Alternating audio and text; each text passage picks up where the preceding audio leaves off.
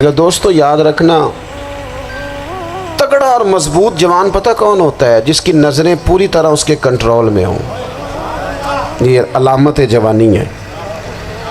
جس آدمی کا پوری طرح، دو لوگ دنیا میں کبھی کوئی کارنامہ سر انجام نہیں دے سکتے، ایک جو حرام کھاتا ہو، ایک جس کی نظر ناپاک ہو۔ محمد بن قاسم جب یہاں آئے تھے نا تو ایک دن بڑے پریشان تھے، تو ایک بزرگ کہنے لگے آپ کیوں پریشان ہیں؟ کہنے لگے راجہ دہر سے مقابلہ ہے اور ہماری فوج تو سندھ کے رستے بھی نہیں جانتی، زبان بھی نہیں جانتی، لڑیں گے کیسے؟ دو چار دن کے بعد ان بزرگوں کی دوبارہ محمد بن قاسم سے ملاقات ہوئی تو بڑے خوش تھے۔ کہا اب آپ کیوں خوش ہیں؟ کہنے لگے وہ میرا مقابلہ نہیں کر سکتا، میں نے تحقیق کر لی ہے۔ کہا کیوں؟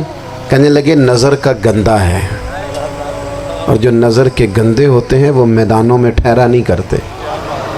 میدان کے لیے نکلنے کے لیے پاک جوانی کی ضرورت ہوتی، تطہیر مزاج ہونا ضروری ہوتا ہے، پاکیزہ افکار اور سچی اور سچی ستھری سوچوں کا ہونا ضروری ہوتا ہے۔ اس لیے فرمایا کہ میرا مقابلہ نہیں کر سکتا۔ حضرت عبداللہ ابن حذافہ کمرے میں تھے تو وزیر کی بیٹی اندر سجی سنوری پہنچ گئی۔ جیسے ہی آپ نے اس کفر کی چال کو دیکھا تو تیمم کر کے نفل شروع کیے۔ وہ ساری رات بیٹھی رہی، رب کا بندہ ساری رات عبادت کرتا رہا۔ عبادت بڑا سہارا ہے، مصلی بڑا سہارا ہے اللہ کے بندوں۔ صبح دروازہ کھولا، وزیر نے اپنی بچی سے پوچھنا چاہتا تھا رزلٹ کیا نکلا، تو وہ کہنے لگی پیچھے ہٹ جا، اب تیرا میرا تعلق کوئی نہیں، میں نے نبی پاک کا کلمہ پڑھ لیا۔ اس نے کہا میں نے بھی زمانہ دیکھا ہے، پر یہ کیا لوگ ہیں، کستوری کے بنے ہوئے، سندل سے دھلے ہوئے، کہ میں ساری رات کمرے میں رہی اور 100 اور 1000 آدمی جس جوان کا مقابلہ نہ کر سکے، اتنا طاقتور جوان کمرے میں رہا اور اسے نظر اٹھا کے نہ دیکھا۔ او کچا رنگ للاری والا جڑا چڑھدا تے لیندا رہندا ہے، اے عشق تیرے دا رنگ محمد چڑھیا پھر نہیں لیندا۔ میں کہا ایک دفعہ نظر اٹھا کے نہیں دیکھا، کمال ہو گئی۔ اتنے بڑے لوگ، اتنی بڑی سعادت مندی، فیروز بختی، معاملہ فہمی حد ہو گئی۔ اللہ اکبر۔ دوستو بادشاہ جب پوری طرح ہار گیا نا، اس نے کہا مار دو۔ تیل گرم کیا ایک کڑاہی میں، اور جب آپ کو اس میں ڈالنے لگے تو آپ کی آنکھوں میں آنسو آ گئے۔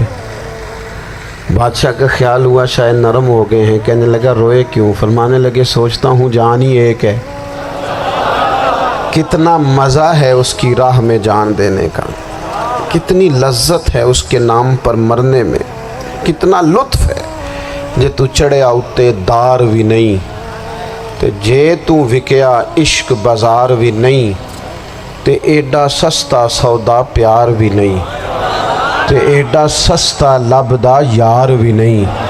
کئی جنگل گانے پیندے نہیں، کئی دوزخ لنگنے پیندے نہیں، جے وہ اس ملوں بھی مل جاوے، ایدوں سستا ہور بپار بھی نہیں۔ تے کچھ سمجھ نہ آوے لوکاں نوں وہ کادے نال شہید کرے، ڈٹھی یار دے ہاتھ تلوار بھی نہیں، پر او دا خالی جاندہ وار بھی نہیں۔ کہنے لگے ایک جان ہے نا، تو دل کرتا ہے ہزاروں ہوتی تو ایک ایک کر کے محبوب کے نام پہ قربان کرتا، جب میرے پاس ہے ہی ایک، کروں کیا؟ حضرت عبداللہ ابن حذافہ رضی اللہ تعالیٰ عنہ جب روئے اور بادشاہ نے یہ بات سنی تو بادشاہ اٹھ کے کھڑا ہو گیا، سارے وزیروں مشیروں کو کہنے لگا تم نے کہا تھا نا بندہ ضائع کرنے والا نہیں، یہ بھی ضائع کرنے والا نہیں۔ کہنے لگا میرا ماتھا چومو، تم جیسے لوگوں کو قتل نہیں کرنا چاہیے، آزاد کرنا چاہیے۔ عزیز اپنی زندگی سے نا یہ بہت زیادہ ہرس، ہوس، طمع، اور یہ کسی بات کی بھی ہو، ہرس صرف پیسوں کی نہیں ہوتی ہے، شہرت کی بھی ہوتی ہے، یہ بیماری انسان کو اقتدار کی بھی ہوتی ہے، تعریف کی بھی بیماری ہوتی ہے، یہ سارے نقص ہوتے ہیں لوگوں کو، اور معاذ اللہ بعض جبوں کبوں کے اندر بھی ہوتے ہیں، وہاں بھی پنپتے ہیں۔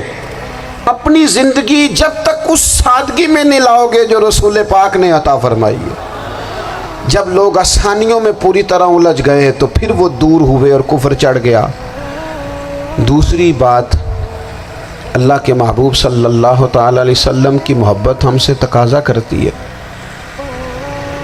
کہ ہم اس مشن کے لیے کام کریں جس مشن کے لیے رسول پاک نے کام فرمایا ہے۔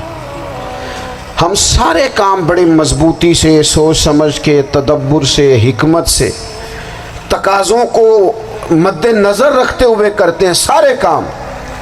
دین کے کام میں ہمارا مزاج نہیں ہوتا، او ہو جائے گا جی، آپ بسم اللہ پڑھیں جی، شروع کریں جی۔ آپ تقاضوں کو سمجھیں، چیزوں کو دبائیں نہیں، چیزوں پر غور کریں۔ کسی کے ذہن کی سطح پر سوال ابھرتا ہے، اس کا تسلی بخش جواب دیں۔ اپنی زندگی میں دین کے کام کے لیے اپنے آپ کو وقف کریں، اور دین کے کام کے بہت سارے پہلو ہیں۔ ہزاروں لوگوں کو قرآن پاک ٹھیک پڑھنا نہیں آتا، ہزارہ لوگ ہیں جو قرآن مجید کے مطالب سے آگاہ نہیں ہیں، دین کی بنیادی ضروریات سے لوگ نابلد ہیں۔